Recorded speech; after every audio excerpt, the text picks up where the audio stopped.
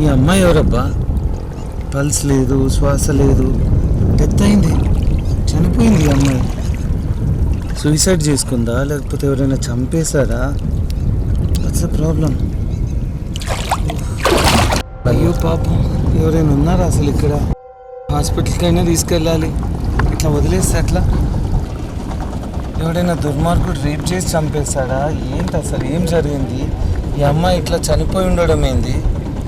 Please హాస్పిటల్కి తీసుకుపోవడానికి ఎవరు లేరు ఇక్కడ.